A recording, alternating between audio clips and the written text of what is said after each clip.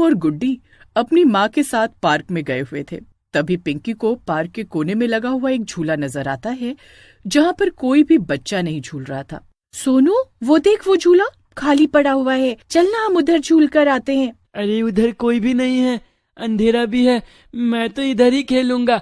सोनू के मना करने के बाद भी पिंकी उस झूले के पास जाने लगती है। जैसे ही पिंकी झूले के पास पहुंचती है, झूला खुद ब खुद हिलने लगता है। अरे, यहाँ तो कोई भी नजर नहीं आ रहा, फिर ये झूला कैसे हिल रहा है?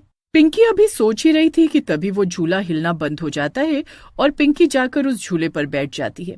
पिंकी के बैठते ही झूला एक बार फिर हिलने लगता है। कुछ साल पहले जब यहाँ पर ये पार्क नहीं था, तो उस झूले की जगह पर एक बड़ा सा पीपल का पेड़ होता था। उस पेड़ पर एक रंगीली नाम की चुड़ैल 100 सालों से रहा करती थी।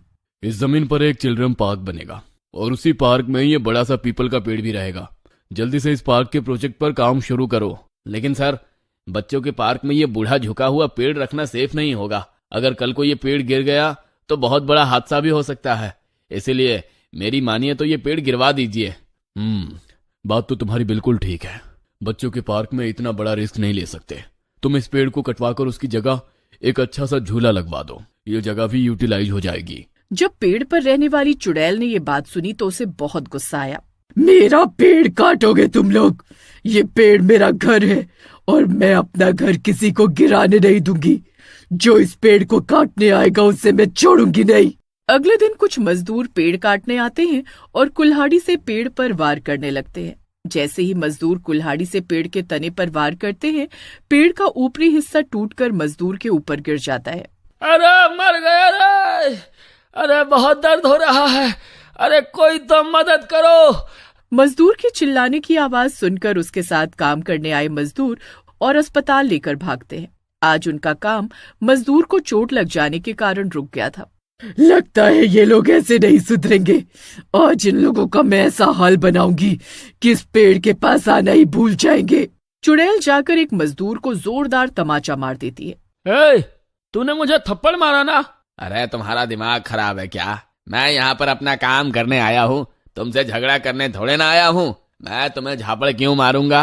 देख, झूठ मत बोल, अभी अभी तूने मुझे मारा।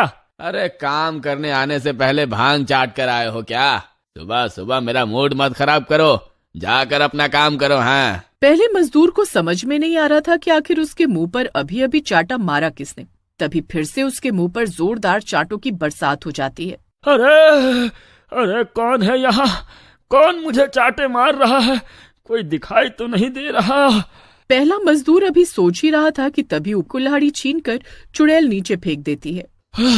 अभी अभी किसी ने मेरी कुल्हाड़ी मेरे हाथ से छीनी है। अरे कौन है यहाँ? दिखाई क्यों नहीं दे रहा? अरे जो भी है सामने आओ ना। क्या हुआ हरिया भैया? अरे आपको भी किसी ने झापड़ मारा क्या? अरे नहीं, झापड़ नहीं मारा, लेकिन मैंने साफ महसूस किया है किसी ने मेरे हाथ से कुल्हाड़ी छीनकर नीचे फेंकी है। कोई तो है यहाँ। मैं भी तो यही कह रहा हूँ ना भाई साहब, मुझे भी कोई बहुत देर से चाटे मार रहा है, लेकिन नजर कोई नहीं आ रहा। अरे भैया, हमको तो लग रहा है कौन भूत प्रेत का साया है इस पेड़ पर। भूत का नाम सुनते ही श्यामू और हरिया की डर के मारे घीघी बन जाती है। अरे भागो रे भागो, जरूर इस पेड़ पर किसी भूत प्रेत चुड़ैल का साया है। भागता कहाँ है? इधर आना, मुझसे मिलकर नहीं जाएगा।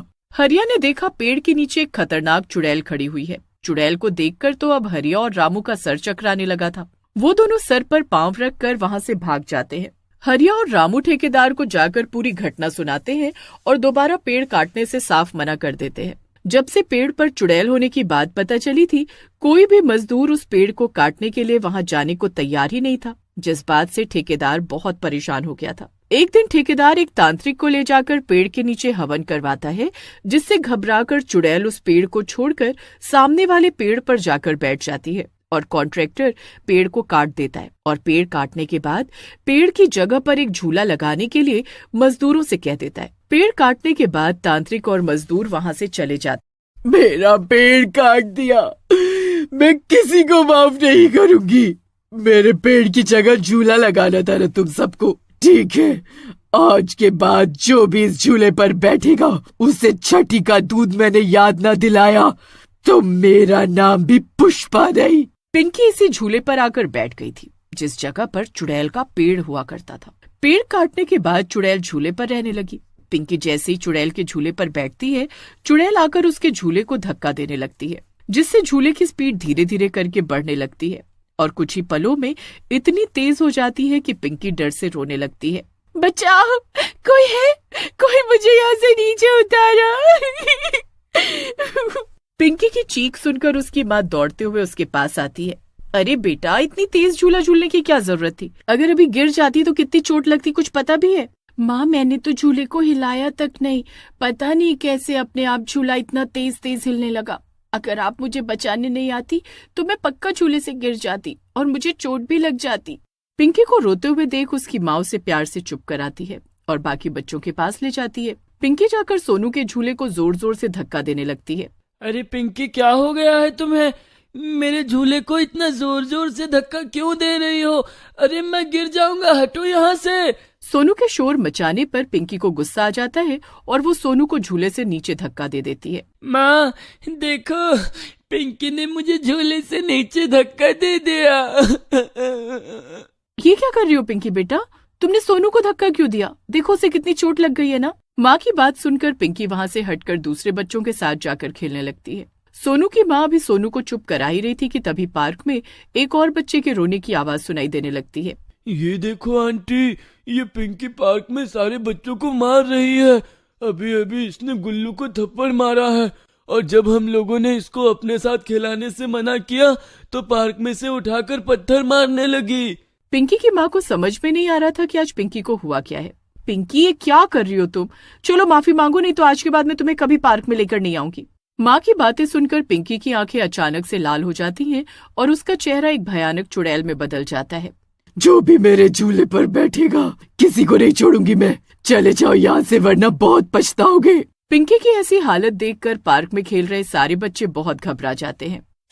चुड़ैल, मेरी बेटी ने क्या बिगाड़ा है आपका? अरे वो छोटी सी बच्ची है, मैं तुम्हारे आगे हाथ जोड़ती हूँ, मेरी बच्ची को छोड़ दो। अब मैं तेरी बच्ची का पीछा कभी नहीं छोड़ूंगी। जा जाकर सबको कह दे, जो भी इस पार्क में आएगा उसका वही हाल होगा जो तेरी बेटी का हुआ है। पिंकी की माँ रोती हुई अपने बच्चों को लेकर पार्क से चली जाती है। बाकी के बच्चे भी डर कर अपने अपने घरों को भाग जाते हैं और पिंकी फिर से जाकर इस झूले पर झूलने लगती है। पिंकी की माँ गाँव में आकर, अरे शन्नू काकी, शांति बहन इधर आओ, बहुत बड़ा अनर्थ हो गया, कोई मेरी मदद करो। अरे क्यों शोर मचा रही है? क्या हुआ, साफ साफ बताना। काकी, मैं अपने बच्चों को लेकर उस नए पार्क में गई थी, वहाँ पर पिंकी को एक चुड़ैल ने पकड़ लिया है। कोई मेरी मदद करो वरना वो मेरी बच्ची को मार डालेगी। अरे वो पार्क तो कल्लू ठेकेदार ने बनवाया है ना, उसी के पास चलते हैं, चलो। अरे पार्क में जिस जगह पर झूला लगा है उस जगह पर पीपल का एक बहुत पुराना पेड़ था। उस पेड़ के ऊपर कोई चुड़ैल रहती है, ये बात तो मुझे पहले भी पता लगी थी। मेरे मजदूरों ने बताया था कि उन्होंने भी उस पेड़ पर किसी चुड़ैल को देखा है, लेकिन मैंने तो वहाँ पर तांत्रिक को बुलाकर उस चुड़ैल को भगा दिया था। मुझे तो यही लगा था कि वो चुड़ैल अब वहाँ से चली गई। उस तांत्रिक को फिर से बुलाओ, अब वही मेरी बच्ची को उस चुड़ैल से आजाद करेगा। तांत्रिक पार्क में जाकर एक बार फिर से हवन करता है तो चुड़ैल पिंकी के शरीर से निकलकर उसके सामने आकर खड़ी हो जाती है। चला जा तांत्रिक, वरना इस लड़की के साथ साथ तू भी मरेगा। बच्ची को छोड़ दे, बच्ची ने तेरा कुछ नहीं बिगाड़ा। तू मुझे बता कि आखिर तुझे क्या चाहिए? जो तू कहेगी हम तेरी इच्छा पूरी करेंगे। मुझे तुम्हारी कोई बात नहीं सुननी है।